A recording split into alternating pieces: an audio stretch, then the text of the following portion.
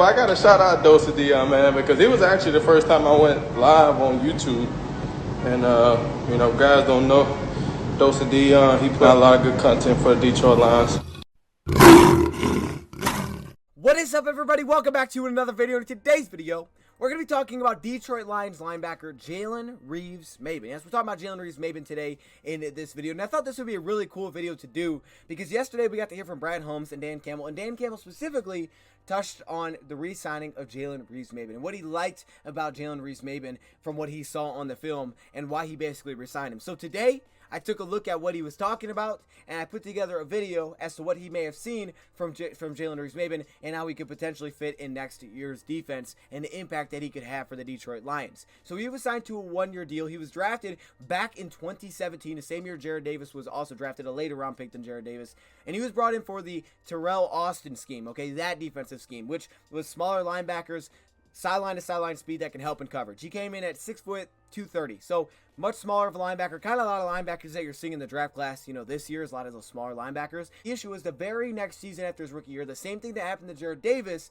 happened to JRM, and that was the new scheme. And that was Matt Patricia's new defense. And when they brought this in, slowly but surely, they lost their roles to those bigger, thicker linebackers, longer linebackers that fit the, you know, 2-gap, 3-4 Matt Patricia defensive scheme. Now, he did what he could. He mixed in at times, you know, some 1-gap looks, some 4-3 looks, trying to get those guys somewhat involved and trying to figure out how he could use these players. But for the most part, just because of a different scheme, it kind of just stopped using them. And really by last season, 2020, Jalen Reeves-Maybin had like no defensive snaps whatsoever. He played like 3% of the defensive snaps. Jarrad Davis, his role went way down. Was probably going to go elsewhere this offseason, kind of like Jarrad Davis did. But the Lions swooped in and re-signed him, and they brought him back on a one-year deal.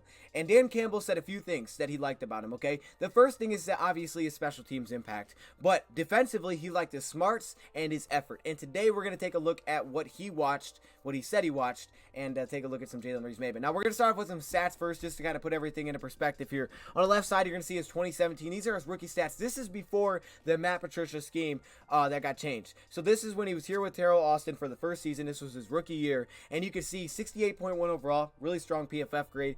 You know, the colors, you guys know how the colors work on PFF, so I kind of color labeled him here. 52.2 against run, definitely wasn't his strong suit. 74.6, however, in coverage, which is really good, and that's kind of what was expected coming out of the draft, is that he could be able to do that. And a 63.3 as a pass rusher. That's solid as well. At the bottom here, you see his stats. 30 total tackles, 2 passes defended, 1 forced fumble, 0.5 sacks on only 22% of the defensive snaps, which actually equaled out to 239 defensive snaps. Now, I'm here to blow your mind. Okay? I want to blow your mind right away. Now, I know this is a big projection, but Jarrad Davis in his rookie season played over 80% of snaps. He played like 86, I think, percent of snaps defensively. And he had 100 total tackles. He accounted for 100 total tackles in that defense. That was impressive, right? Jalen Reeves-Maybin played about 3.5 times less snaps than Jarrad Davis did. So if you multiply his stats by 3.5 to get them very close to each other in terms of snap counts, he would have been on pace for about 100 to 105 total tackles. 100 to 105 total tackles in his rookie season. That's impressive. And obviously, you know, the grades are pretty solid as well. Now we flash forward to 2019, where he's in a different scheme. In 2019, I have to do 2019 because, like I said, he didn't really play in 2020. They brought in all these new guys. Your Jamie Collins. They had the Christian Jones. They brought in the Reggie Raglins. I mean, they were bringing in all these players that fit the mold that Matt Patricia needed for his defense. It's just unfortunate. It's just bad timing. I mean, that's really what it is. It's just bad timing, and that happens when you change staff. But 2019, he actually got some time. And the reason he got time is because near the end of the year, we know 2019 was that year where Matthew Stafford only played half the season. So he started to go the backup, then the third string quarterback. And defensively, our linebackers were getting injured. So he got his role near the end of the season. Week 14, he played in 35 snaps. But then by week 15, it was 50. Week 16, it was 65. And then the final week of the season against Green Bay, 82 snaps defensively. I mean, that's a lot. That's a lot for him. So the last couple of weeks of the year, that's when he got his opportunity. And that's why he played 26% of snaps. So here was his grade in 2019. Of course, you know, it still wasn't a lot of snaps, only 26%, but 54.8 overall. Okay, so it's about It's about in the average range. That's why it's yellow. 63.6 in run. Okay, so that run defense definitely improved there. 49.7 in coverage, took a dip, and 67.3 as a pass rusher. So that improved as well. That's from that season. 37 total tackles, 1 forced fumble, 1 quarterback hit on 26% of the defensive snaps in 2019. So we're going to take a look at those 3 games, or I should say last couple of games of the year for Jalen Reeves-Maybin. Why? Well, if you listen to Dan Campbell yesterday, he said that they went back and watched that 2019 film. That's the film that they watched to see the smarts and the effort and special teams ability and all of that. That's exactly what I thought. Okay, then let's do that. Let's watch that film. If that's what they watch, then we should probably watch it as well, because that's when he actually got his opportunity to play. So I wanted to see, what did Dan Campbell see? Now, before we get too far into this, I kind of want to give you guys some eye-popping stats really quickly, okay? So I'm going to show you guys two stat sheets, okay? Two different players. Two players coming out of the draft. These are their college stats. Try to identify which two players these are, okay? Here we go. I'm going to throw it on the screen right there. All right. So the top player is 6 foot, 230. 2014, he played in 13 games. 2015, he played in 13 games. I'll give you some extra information. 2016 was his final year, but he only played in 4 games. And in his first year, he missed some time as well. He had shoulder injuries. Look at the stats. 13 games, 2014, his first full season, 101 total tackles, 11 tackles for loss, 2 sacks and interception. In 2015, 105 total tackles, 14 tackles for loss, 6 sacks, but 0 interceptions. Now let's look at the second stat line. 6'1", 215 pounds. Played only 2 years so far in college. In 2019, he played in 13 games where he had 80 total tackles, 13 tackles for loss, 5.5 sacks, and 0 picks. Last season, 2020, 62 total tackles, 11 tackles for loss, 1.5 sacks, and 1 interception. Now, do you guys know who these guys are? All right, give you a second to guess. Okay, the top one is Jalen Reeves-Maybin. Those were his stats coming out of Tennessee in his 2 seasons where he played, the full seasons. The bottom one is Jeremiah Owusu-Koramoah. Now, Jeremiah Owusu-Koramoah is expected to be a first-round pick. I'm not taking anything away from him.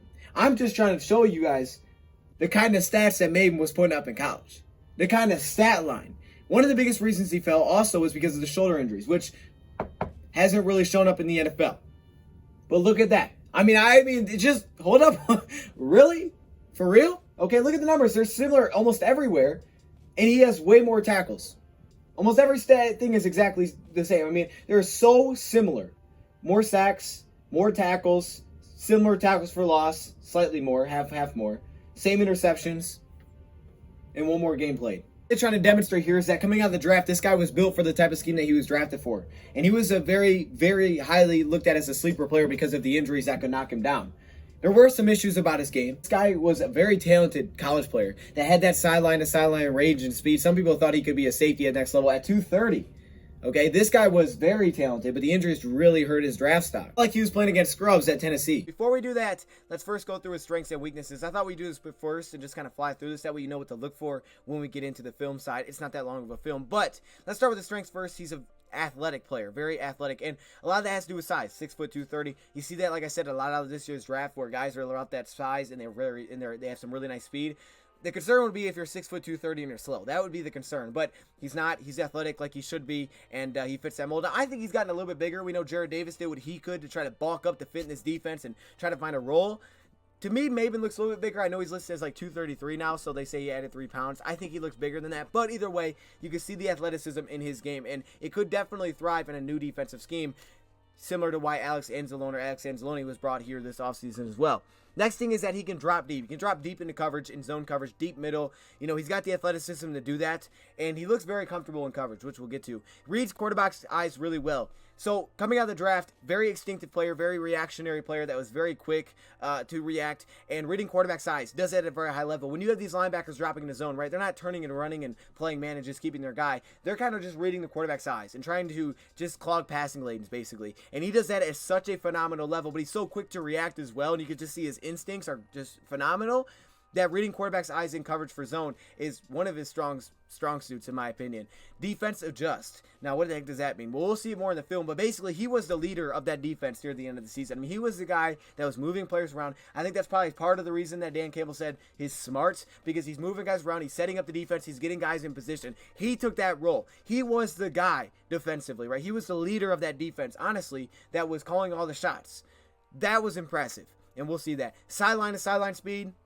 Of course, like I said, he's very athletic, but his sideline-to-sideline speed is, whoa, you guys are going to love to see it. Closing speed, kind of similar, so I thought I'd put it right after. Closing speed, it's kind of just that ability in about a 5-yard distance, whether it's a guy coming off a catch and trying to turn a run, or whatever it may be. How fast can you close that gap? The nice form tackler, I think sometimes he does get a little bit too high, but he's a nice form tackler, and he kind of has to be because he's not the biggest dude, so he could probably get ran through if he wasn't.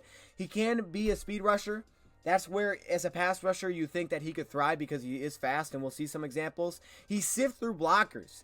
As a run defender, he's not the biggest guy. So one of his biggest problems in Patricia's scheme was he was so small that he really struggled taking on blockers at the second level. So where he had to really thrive and even go back to college is kind of working his way, sifting his way through those linemen to try to find his way back to the running back. And you're going to see it. He did it at a very high level. Man coverage ability. Now, is he the best man coverage guy? No. Can he have issues against receivers or double moves from running backs? Yes. But he has the ability. You can leak him out against a running back, he'll be fine. He can cover tight ends, he's got the speed to do it. It's really the height advantage there. Sometimes he can cover receivers for a little bit, but like I said, he's got that man coverage ability, kind of like Anzalone does. Special teams ability, we all know about that, and of course the instincts and his play in space is what makes him exciting. Now over to the weaknesses, we have power. He's only 230 pounds, so that's clearly an issue. And it really showed up in Patricia's scheme because, like I said, he's taking on linemen at the second level a lot. So his power was a big issue. Holding lanes, filling those gaps. I mean, you're trying to hold up a lane at his size. It's a very big problem. So for him, it was more about sifting his way through and making the play. Not necessarily This is why he's such a bad scheme fit. Because for the Lions scheme, it was, okay, take it on the offensive lineman. Can you fill your lane and then make the play? For him, that's why he knows long linebackers. For him, that's not what he does. For him, he's not doing that well. It's the complete opposite. The way that he's successful as a run defender is sifting his way through the defense and finding a way to get to the running back without having to take on those linemen. So it's a completely wrong scheme fit.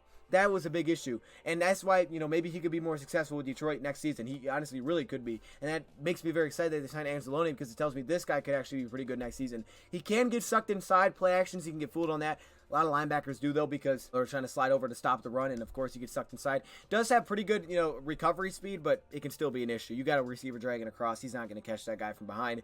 Hands versus blockers has improved. It was a big issue coming out of the draft. Definitely has improved, though, and you're going to see it on the first clip that we watch, actually. Pass rusher. He could improve as a pass rusher. He's got the speed. Clearly doesn't have the power, and he doesn't have really any pass rush moves. There could be a lot that you can build on here, and he honestly didn't get that many opportunities. And finally, he had some past injuries, but it really hasn't been an issue with Detroit. So another thing you could honestly list here for the weaknesses is probably playmaking and pass coverage. See, I really like a lot of things about his pass coverage. We'll see during the film, but he hasn't had, plays made. Like, he hasn't had interceptions. He hasn't had passes deflected like you would like to see at that high of level. And that's why his coverage grade was so low. For him, if he gets more opportunities, the more snaps that he gets, the more time he gets on the field, the better chances are that he's going to get some interceptions, that he may get a couple passes deflected, and that pass rating that he has will go down because you're going to give up a high completion percentage. But if you can make a couple of timely interceptions and things like that, your pass rating allows just shoots way down. You're expected to give a high completion percentage. Can you limit those, though? And we'll see some cool examples when we get into the film. But even going back to college, he was never a great playmaker. One of his issues was he had a tendency to really lock onto the quarterback, and it could get him out of position because he could get fooled and kind of miss assignments in zone coverage. You'll see that I think he's gotten much better than when we look at the film because he's got a nice little mix. So watch the quarterback size, but he'll also, know what's going on behind him, and he kind of has a good feel for it. But yes, good quarterbacks, if you're watching the quarterback size, can really get you out of position very easily. And then I would say, honestly, to add to that, twitch. Doesn't have the same kind of, I guess, let's just stay on the same topic. He doesn't have the Jeremiah type of twitch. Now, he has 15 more pounds. He's not that light on his feet, though. He's quick. He's got closing speed, but we'll see one example against a double move where you don't see that twitch to really, I would say, mirror or very quick reaction time to really keep up with some guys on double moves and things like that. So he's got the speed, but he doesn't have that type of twitch that some of the other guys do. But he still is 230, so he's not that light either. Personally, I think he bulked up a little bit in 2019, which made him a little bit slower as well. I think he did for Patricia's scheme. I mean, hey, maybe he didn't. It just looks like it to me. You'll see. We'll talk about it at the end of the video. One area which really proved run defensively for him is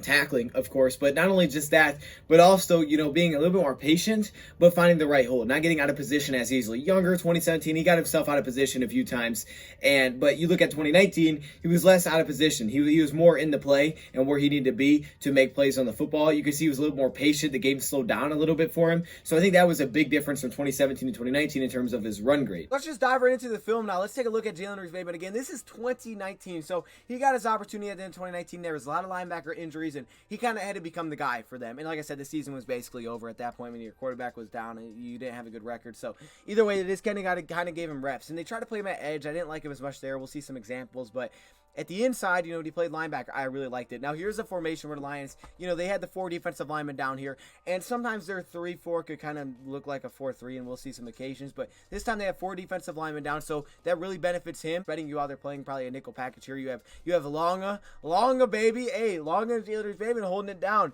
and we're going to start with Denver first. Now, this first play, let's just get it popping, man. Let's get it popping. This first play, you're going to see a little stretch. Now, look at the center, right? The center is free, so everybody's got these gap responsibilities. They're all going one-on-one here. here, but the center is free. Now, this should be an issue for him because, like I said, size-wise, he doesn't fill the lane. So he's not going up and popping that. He has a different play style, which fits for the past play style, the past regime that was here before, Matt Patricia and Bob Quinn.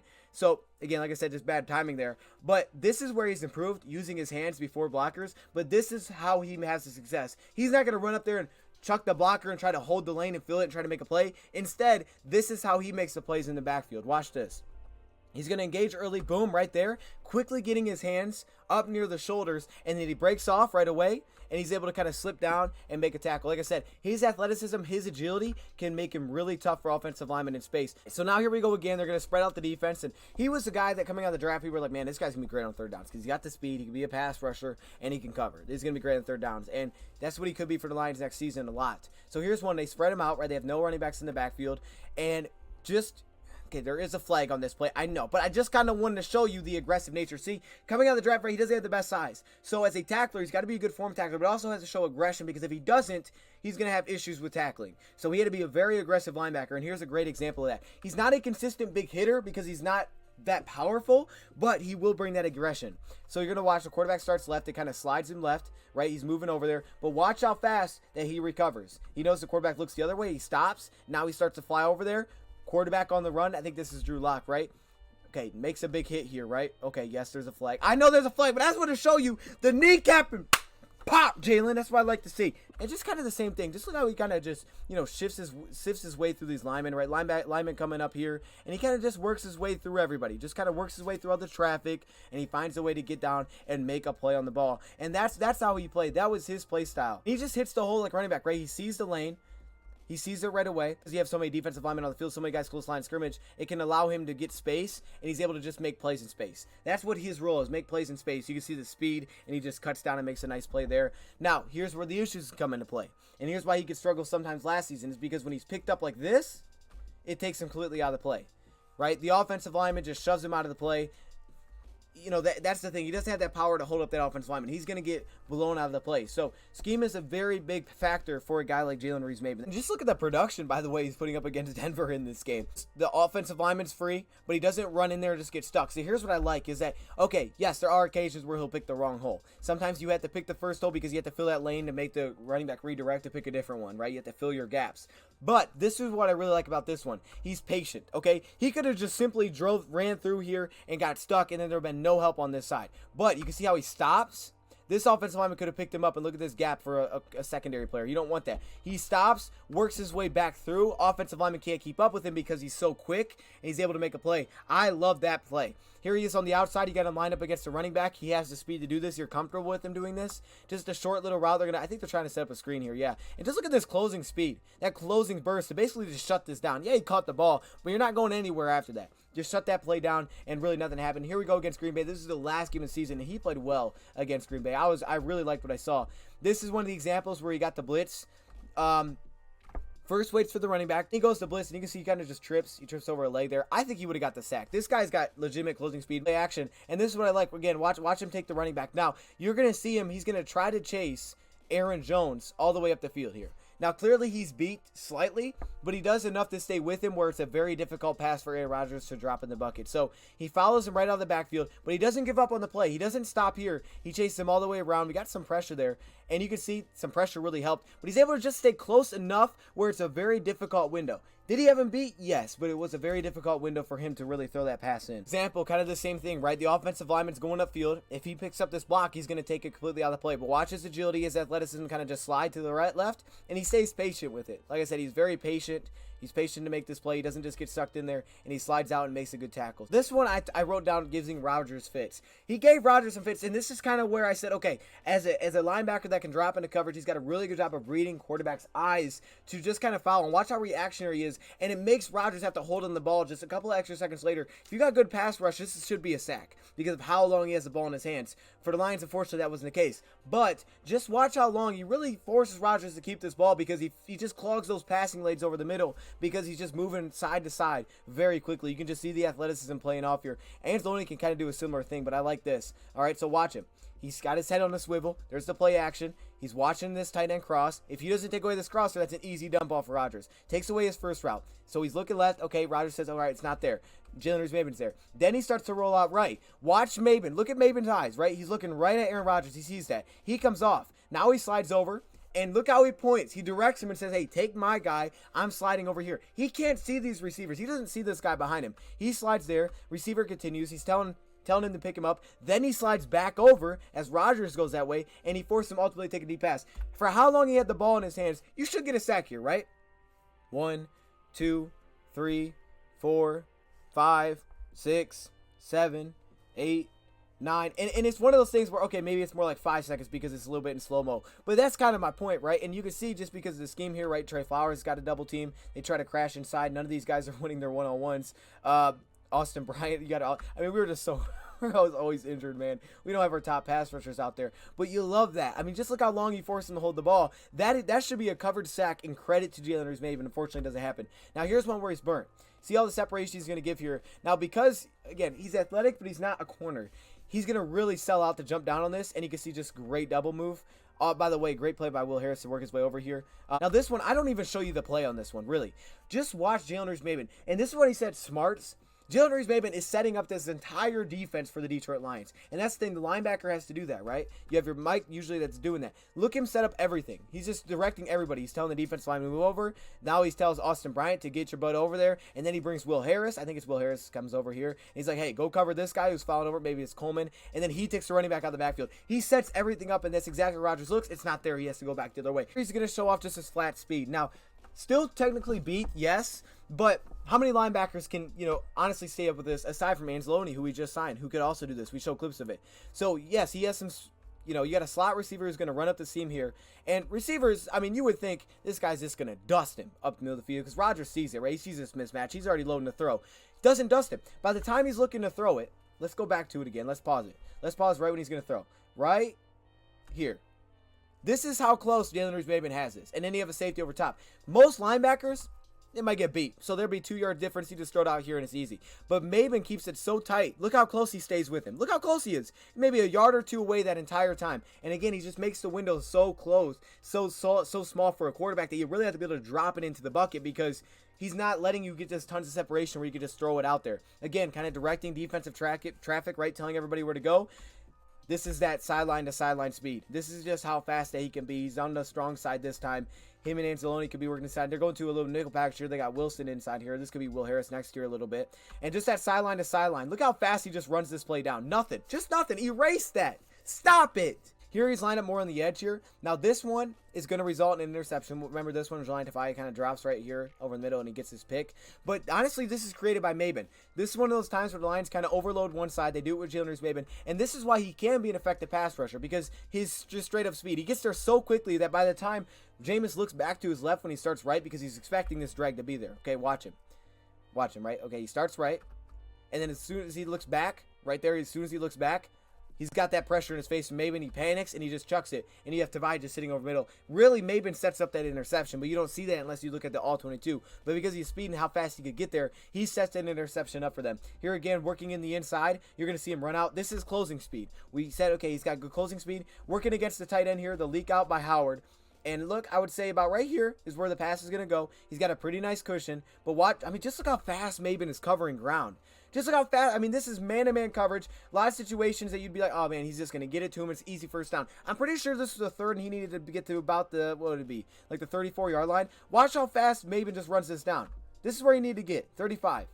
No chance. Runs that down like crazy, good form tackle, and he just shuts down that play. He could be way more impactful in this new defense. Here we go again, 4 defensive linemen. Again, trying to help open up Jalen Reeves-Maybin. We just didn't have a healthy defensive line. But anyways, Maybin again working over in coverage. Just see how he recognizes everything. He crosses off. He passes off crossers so well. Him, Jamie, and Anzalone did that at a high level. And I'm gonna be super excited if they're both on the field at the same time. Any of those three, because they do that really well. Now you have multiple guys that can help in coverage. And Maybin, you can see that, right? He stays with Devontae. Then he breaks off to help down here, and he's just watching. He's just looking at Aaron Rodgers' eyes. Aaron Rodgers starts left the whole time, so that's where he goes. Then Aaron Rodgers He's going to look down left. Maybin's already over there. Forces him to hold it just a little bit longer. No pass rush. They have to throw it all the way to the outside against the cornerback. Takes away the early options. That's big. Especially against teams like the Packers, because guess what? We play them twice a year, and this hasn't changed. Okay, they throw a lot of short routes underneath. They try to go run after the catch. They like to do these drag routes, crossers. Right? I mean, how many times were we killed on crossers against Green Bay? It's just very difficult. But if you guys have guys that can just slow them down, that can pass them off a little bit to allow the cornerback to get back, now you're in a way better spot. Here he is, again, manning the middle here, just to toss the outside. And you can just see his speed. The offensive lineman. I mean, this offensive lineman, right? He's working his way up the field. He's got great position. Oh, you think he's going to pick that block up, going to get the edge? Nope. Too fast. Uses good hands, gets the outside, and just, kind of got the kind of guy that forces it outside there again. Now let's take a look at a couple snaps, though, against 2017. And this is, like I said, this is better of a scheme fit for him. For defensive linemen, this was normal in 2017. And for the Detroit Lions, it allowed him to be extremely attacking. When you're in a 4-3, you can be very attacking, not as reactionary. And this is where Jalen can be dominant. And we saw that in his grade, and you can see it here. Josh Hill, I think, is on the outside. Just... Stop. Josh, what are you trying to do, man? Wait, hold up. Is this why the Lions signed? I think that's Josh Hill. Hold up. What? Oh, my gosh. And then he just blows this play up. Oh, man. I think Dan Campbell was there when this actually happened. And here he is. They put him on the edge here. Again, I didn't love him on the edge when Patricia used him because size-wise he was just really small. But when you got him here on this one, he's unblocked. You can see the speed again against Tampa Bay. What a weird quinky dink, I guess. 2 blockers, and he just runs around outside, both of them, because you bring the extra blitzer. He's able to get there for a half sack. Hold it, grab that foot. Schematically, my point is next season, with the new defense, what we could be bringing in. If you're talking about a defense that's more attacking, more downhill, more getting after, he's going to fit a lot better than a defense that's filling the lanes, filling the gaps, reactionary, big, long, thick linebackers, because he just didn't fit. And that's why his role wasn't there for the Lions with Pat Patricia. But, at the end of the year, they kind of had to because of injuries, and they adjusted a little bit. But you're talking about a defense that's going to be more like that. 3-4 or 4-3. If it's in a 3-4, you can kind of give them an odd look, and it looks like a 4-3 anyways. Or you're playing a 4-3 defense. And if you watch the Saints play, a lot of times they do a lot of 2 linebacker sets because there are a lot of nickel packages, 4-2-5. So you would see, Anzalone out there with Demario Davis, those 2 guys. Demario Davis is only 235 pounds. That's Jalen Reeves-Maybin and Alex Anzalone on the field at the same time. And those guys can both cover, but they're not like out of position small, because the reason they look small in our pass scheme is because they need to be bigger. This, in a different scheme, they won't look small. So if it's similar to what they saw with the Saints last year, they'll look perfectly fine. The weird thing will be, how do they use Jamie? Jamie's so talented that he could probably make it work regardless. Jamie is just a very talented linebacker with his size, where you could put him on the edge, you could put him on the inside. Doesn't matter what defense you're playing, right? But if you're going, to a 3-4 odd, whatever you're going, if it's attacking, it's going to be way better for a guy like Maybin, and we'll see more consistently what he can actually do. In a 4-3 defense, let's just say the Lions ever go to those sets. He could play the will position and the Mike position. So you can put him at both those spots. Anzalone can kind of do all those spots as well. And Collins could easily play the Sam position, linebacker position in a 4-3, but he can play different spots. So all these guys kind of move around. The most interesting part to me will be if the defense goes the way that we're kind of thinking, which is probably more one gap, 3-4 or 4-3, doesn't matter, but more one gap, more attacking. How do they use Jelani Tavai? Because now Jelani Tavai is sort of the odd man out, right? So Jelani will be the very interesting piece. From what we've done so far, it looks like they're going more attacking. We'll see. Draft is still up to come. You still have free agency that's still ongoing. But it does seem like that. However, the biggest question to me will be, how do they use Jelani Tavai? Does he try to shed a little weight? Does he stay the same and they just use him? I'm just really curious to see what Jelani Tavai's role will be with this defense. But I'm hoping he still finds a way to get involved, and it's not just, oh, well, it's over because we brought a new staff. And you saw his 2017 clips, he just looked a lot faster. He was kind of flying downhill. That's what you're going to see, but I think he's also improved his game to be a little bit more patient. And he probably got some of that from playing in a little bit more 2-gap, where he's had to be more patient because you're more reactionary in that defense. You don't want to get out of position. But I think he can mash those kind of both together, and he can have a lot more success. So actually, both those experiences can really, really help a more consistent play out of him next season, because now he's got a little bit of both in his repertoire, so he could do a little bit of both, which is awesome. Maybin could be a way bigger part of next year's defense than he's ever been. It could be his biggest role next season that it's ever been, because depending on the defense that you're looking at next season, these guys can fit. And we know the Lions have been stacking the defensive line so far in free agency with Rockers, with Reset and Romeo. They have defensive lineman depth, right? That might be one of their best. That might be their deepest position, honestly, their defensive line. That's deep. And now you have that linebacker position where it really can open up these guys that maybe you didn't think would have a role, now can have a much bigger role defensively next season just because of schematic changes. But there's clearly a lot of here to like about Jalen Reeves-Maybin. I mean, he can run the show. We've seen that. And, he's aggressive, which is great. He's got the closing burst. He's got everything you need to be that. And personally, I think he looked a little bit slower in 2019 and 2017. Go watch 2017. He's more out of control a little bit. It's making the run home more often, but you can see more explosiveness. I think he tried to bulk up a little bit, all right? I think he bulked up a little bit in 2019 and, trying to get more reps on this defense, and he looked a little bit slower, but he was definitely the game was definitely a lot slower for him. Yeah, I think there's potential here. Pass rusher, there's a lot of potential if you work with him as a guy that can, use his hands a lot better. Could be looking at his biggest role yet. He hasn't played, so no one really knows about it. They're just kind of like, oh. The fact that we're looking at 2019 film kind of tells you all you need to know, right? It's just like, oh, he just didn't play. He must not be that good. It's not that he's not good. He just didn't fit. Terrible timing, but it could also lead to great timing now for the Lions to get a guy like this back on another deal for relatively cheap because people just don't know what's here. And we can see what's here. We can see the talent level that's here. People looked at him as a sleeper coming out of the draft. Just unfortunate for him that it was wrong place, wrong time. But look at those 2017 stats, man. And 22% of snaps have 30 tackles, and then that had to be your lowest grade. That's saying something. That is saying something. The fact that if you play as many snaps as Davis did, he could have had 100 total tackles, and that was his lowest grade, that's saying something. Let me know your thoughts, comments below. Thank you for watching, and I'm out. My goodness. Are you serious? Oh, and my guys. Oh, my dude. I see all of you guys. Oh, I can't pronounce your name. I'm sorry. What's up, man? Oh, my God. Come on, dude. All y'all all pros? You guys are all legends for this. What?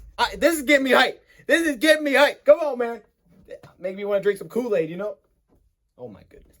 How many? My guy. What's going on? I see you. Oh, my goodness.